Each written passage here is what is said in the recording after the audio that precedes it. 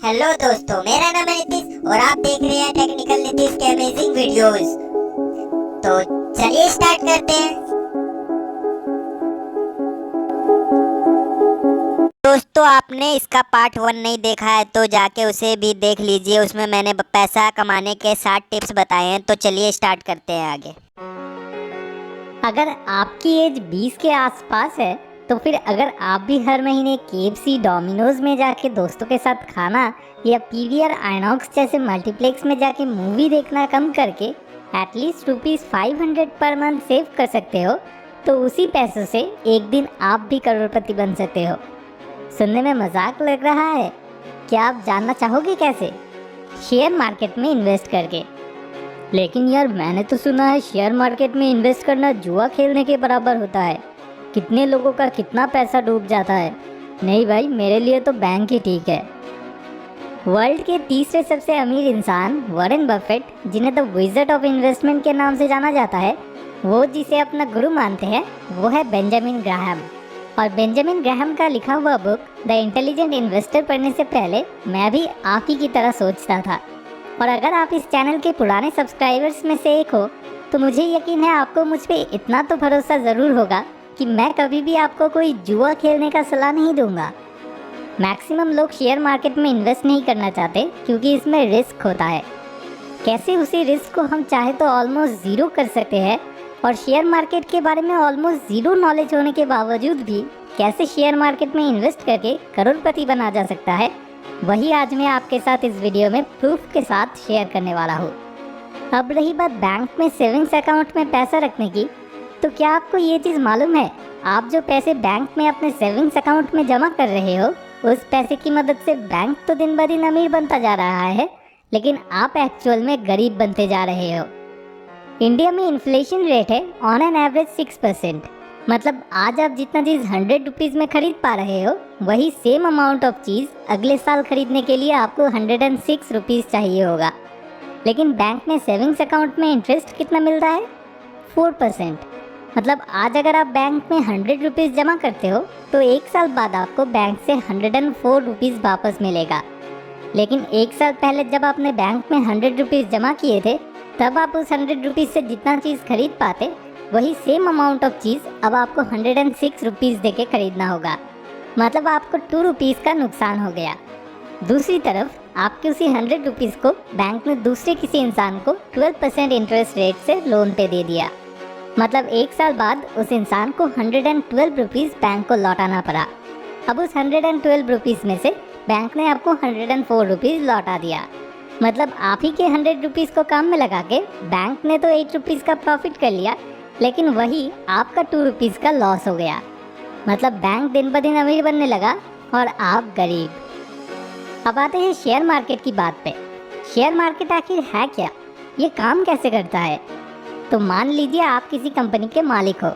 अब आप चाहते हो पब्लिक से पैसा लेके अपने बिजनेस में लगाना। इसी का एक तरकीब है शेयर मार्केट में अपनी कंपनी को लिस्ट कर लेना। अब मान लीजिए अभी आपकी कंपनी की टोटल वैल्यू है 100 रुपीज़, तो आपने अपनी पूरी कंपनी को 100 यूनिट में डिवाइड कर लिए। मतलब हर एक यूनिट की वैल्यू 1 रुपी। ऐसे 100 यूनिट में डिवाइड करके 1 रुपी पर यूनिट के हिसाब से आपने अपनी कंपनी को शेयर मार्केट में लिस्ट कर लिया। अब अगर कोई शेयर मार्केट में आके 10 रुपीज़ दे के आपकी कंपनी की 10 यूनिट्स खरीद लेते हैं, तो वो इंसान आपकी कंपनी के 10% शेयर के मालिक बन जाएंगे। मतलब फ्यूचर में अगर आपकी कंपनी की टोटल वैल्यू 100 रुपीज़ से बढ़ के 1000 रुपीज़ बन जाता है, तो वो तब उस 1000 रुपीज़ के 10% मतलब 100 रुपीज़ के मालिक बन जाएंगे। मतलब 10 रुपीज़ दे के उन्हें 100 रुपीज़ रिटर्न में मिलेगा। मतलब उन्हें 90 रुपीज़ का प्रॉफिट होगा। लेकिन अगर सपोज़ आपकी कंपनी लॉस में आने लगी और उसकी टोटल वैल्यू 100 रुपीज़ से गिर के 10 रुपीज़ तक आ गई, तो तब उन्हें उस 10 रुपीज़ का 10% मतलब 1 रुपी रिटर्न मिलेगा। मतलब उन्हें 9 रुपीज़ का लॉस हो जाएगा। तो अगर आप शेयर मार्केट में इन्वेस्ट करोगे तो हमेशा उन्हीं कंपनीज में करना चाहोगे जिनका फ्यूचर वैल्यू प्रेजेंट वैल्यू से काफ़ी ज़्यादा होने वाला है, क्योंकि तभी तो आपका प्रॉफिट होगा, नहीं तो लॉस हो जाएगा। तो शेयर मार्केट में हज़ारों कंपनीज में से सही कंपनी चूज़ करना ये एक बहुत बड़ा रिस्क होता है। अब इस रिस्क को कैसे कम किया जाए? इस रिस्क को कम करने का एक तरीका है म्यूचुअल फंड। फ्यूचर में किस कंपनी की वैल्यू बढ़ने वाली है या किस कंपनी की वैल्यू गिरने वाली है, ये हम जैसे नॉर्मल इंसान से अच्छा कोई एक इकोनॉमिस्ट या फिर कोई एक शेयर मार्केट के एक्सपर्ट ज़्यादा अच्छे से बता पाएंगे। अब मान लीजिए हम जैसे 1000 लोगों ने मिलकर पैसे देके एक फंड चालू किया, इसी को कहते हैं म्यूचुअल फंड। और ऐसे हर म्यूचुअल फंड की एक मैनेजर होते हैं जो कि शेयर मार्केट के एक एक्सपर्ट होते हैं। इन फंड मैनेजर्स का काम है उनके एक्सपीरियंस के मुताबिक हम सभी के पैसे को ऐसे डिफरेंट कंपनीज में इन्वेस्ट करना जिन कंपनीज की फ्यूचर वैल्यू प्रेजेंट वैल्यू से काफ़ी ज़्यादा होने वाली है। मतलब हमारे लिए कंपनी चूज करने का काम फंड मैनेजर ने कर दिया और उसके बदले टोटल फंड का जितना प्रॉफिट होगा उस प्रॉफिट में से एक छोटा सा परसेंटेज, शायद 1 या 2% उन्हें सैलरी के हिसाब से मिलेगा। मतलब आपने बस पैसा दिया और बाकी का काम जैसे कि खबर रखना, फिर उस हिसाब से सही टाइम पे सही कंपनीज में इन्वेस्ट करना, ये सब आपके लिए फंड मैनेजर ने कर दिया। क्योंकि वो एक शेयर मार्केट के एक्सपर्ट है, इसलिए आप उन पर भरोसा कर ही सकते हो। और वो भी यही चाहेंगे कि आपका प्रॉफिट मैक्सिमम हो, क्योंकि प्रॉफिट जितना ज़्यादा होगा उस हिसाब से उनका अर्निंग भी बढ़ेगा। तो ये काफ़ी अच्छा तरीका है। अब यहाँ पे प्रॉब्लम ये है कि चाहे आपका फंड मैनेजर कितना भी बड़ा एक्सपर्ट क्यों ना हो, फ्यूचर में क्या होने वाला है वो कोई भी 100% गारंटी के साथ नहीं कह सकते। मतलब आपका फंड मैनेजर का प्रेडिक्शन भी गलत हो सकता है। तो ये भी एक काफ़ी बड़ा रिस्क है। तो अब इस रिस्क को कैसे कम किया जाए? इस रिस्क को कम करने का तरीका है इंडेक्स फंड। हमारे इंडियन शेयर मार्केट की 2 इंडेक्स है, निफ्टी एंड सेंसेक्स। इसमें से निफ्टी इंडेक्स इंडिया के top 50 companies and Sensex index India के टॉप 30 कंपनीज को इंडिकेट करता है। जिस वजह से अगर आप किसी इंडेक्स फंड में इन्वेस्ट करते हो तो आपका वो पूरा पैसा उस इंडेक्स के अकॉर्डिंग इंडिया के ओनली टॉप कंपनीज में इन्वेस्ट होगा। और सबसे बड़ी बात, ये इंडेक्स कभी फिक्स्ड नहीं रहते हैं। अगर कोई कंपनी लगातार लॉस में जाने लगती है तो वो इंडेक्स के टॉप 50 कंपनीज के लिस्ट में से बाहर हो जाती है और उसकी जगह जो कंपनी प्रॉफिट में चल रही है वो वहाँ अपनी जगह बना लेती है। और इसी तरह उस लॉस में जाने वाली कंपनी से आपका पूरा पैसा निकाल के इंडेक्स के अकॉर्डिंग इस नई प्रॉफिट में चलने वाली कंपनी में इन्वेस्ट कर दिया जाता है। तो इंडेक्स फंड में इन्वेस्ट करने से आप किसी पर्टिकुलर कंपनी में नहीं बल्कि इंडियन इकोनॉमी में इन्वेस्ट करोगे।